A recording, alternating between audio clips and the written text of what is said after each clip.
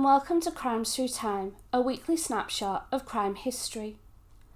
Margaret Beddingfield, known as Anne, was born in 1742, the daughter of a wealthy Suffolk farmer. On the 3rd of July 1759, when Anne had just turned 17, she married 24-year-old John Beddingfield. In celebration of their union, Anne's parents gifted the couple a farm near the village of Sturnfield, Suffolk. They quickly had 2 children together. John's farm was a great success. In September 1761, he hired a new farmhand, 19-year-old Richard Ring, along with nursemaid Elizabeth Klebold. Within 3 months, Anne and Richard were engaged in a passionate and very indiscreet affair. It was an open secret between the 4 members of staff that lived in the house, William Masterson and John Nunn, who worked on the farm with John and Richard, and Elizabeth Riches, the second maid. Apparently John, though, was oblivious to what was going on right under his nose. Anne soon began to regard her hard-working husband as a boring inconvenience. Divorce wasn't an option for women at this time, and if she decided to leave, with Richard or by herself, she had no legal claim to the farm, so would lose everything. Her solution was, as we have discussed so many times on this channel, was murder. She persuaded her reluctant lover to help by promising him marriage and half the estate. The couple were as discreet about their plans to kill as they were about their affair. Anne said to her maidservant one morning as they were dressing, quote, "Help me put on my earrings, but I shall not wear them much longer, for I shall have new black ones. It will not be long before somebody in this house dies, and I believe it will be your master." Plan A was poison. Richard purchased some arsenic from a local chemist and tried to sweet-talk the maid, Elizabeth Riches, into slipping some into John's morning rum and milk. She refused, but didn't report the incident until after the murder. Then an opportunity for Richard to poison John presented itself. John was feeling unwell, and in line with medical understanding in the 18th century, he decided to take a tonic to induce vomiting. The maid prepared one, but it was too hot to drink. Richard suggested cold water, but instead of adding the tonic, he put arsenic in instead. However, the cold temperature meant the arsenic didn't dissolve, and John spotted the white sediment and refused to drink it, although he didn't suspect foul play. They decided to move on to Plan B. Richard would sneak into John's bedroom and strangle him while he slept, a plan they executed on the 27th of July 1762. The 27th started with Richard and John moving some cows for market, and then they went for a drink together. When John returned home, he found Anne in bed with Anne Klebold, the maid. Her explanation was that she was acting as a bed warmer.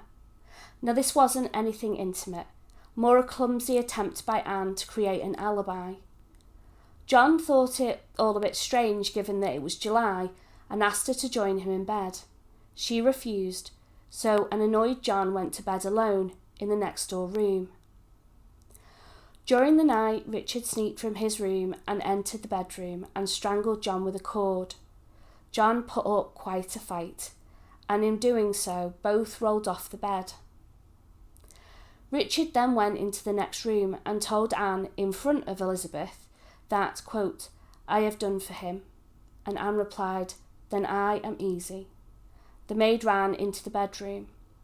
This is reportedly the conversation. "Master," Elizabeth called to John, but she found him dead on the floor. Anne told her to be quiet. Richard asked Anne if anyone else was aware of what was happened, and the maid asked, "How came you here, Richard?" And he replied, "I was forced to it." Richard then returned to his room, and after swearing Elizabeth to secrecy, the couple put on a performance for the other staff who were woken by the commotion. Richard was called and told to go to John's room as it was feared that John was ill. He rushed in to check on his master and emerged shocked to have found him dead. A second maid, bothered by the weird scene, went into the bedroom and later reported in court seeing John lying face down, his shirt collar ripped off and his neck bruised and swollen. A messenger was sent to John's parents who requested a doctor be called, but Anne insisted that John was dead and it was unnecessary. The coroner was sent for and a superficial inquiry was made by the local surgeon. Next day, an inquest was held. No servants were called to give evidence.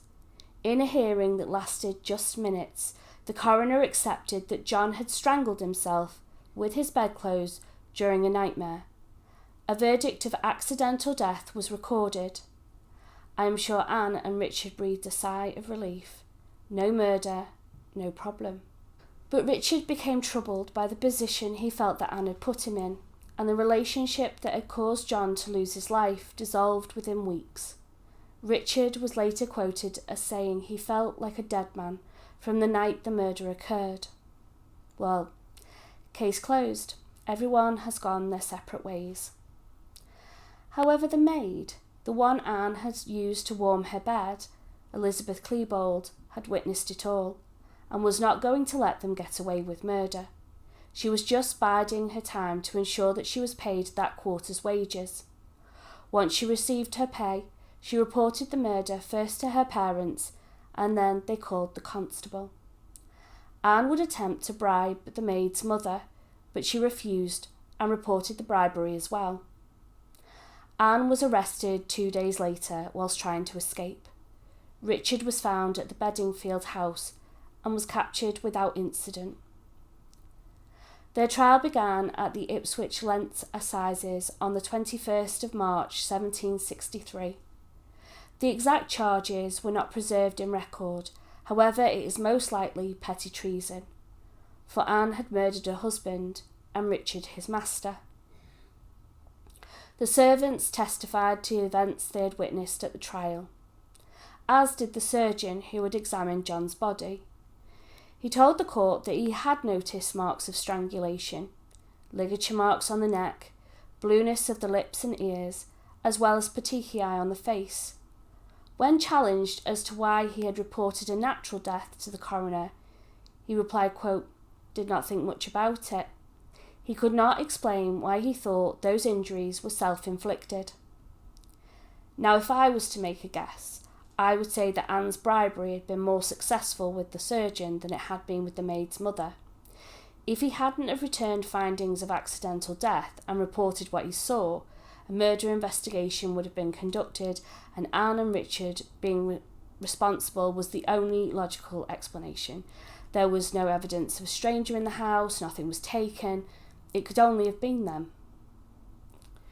But Anne protested her innocence throughout the trial. But once the servants had given evidence, Richard pled guilty. But the jury would find Anne guilty. The only sentence available was one of death. Anne would be burnt at the stake and Richard hanged and then anatomized. The execution was set for the 8th of April 1763. Anne would give a full confession the day before. That morning, the prisoners were each tied to a sled, which was drawn by a horse from Ipswich prison to Rushmore. Richard would address the large crowd that had gathered from the gallows, warning them to avoid the snares of wicked women and to consider chastity a virtue. Anne remained silent as she was fastened to the stake with an iron chain, with a rope haltered around her neck. When the required prayers were complete and the signal was given, Richard was turned off and the hangman pulled the rope to strangle Anne. When she showed no signs of life, the bundles of wood piled around her were lit and her body reduced to ashes. In accordance with the Murder Act of 1752, Richard was dissected after death, the idea of which had caused him much anxiety in the last days of his life. 3 lives were ended by this affair, all by strangulation. Anne was 21, John 28, and Richard 20. Thank you for watching. Please like and subscribe, and let me know what you think of this case in the comments below. and I look forward to welcoming you in the next one.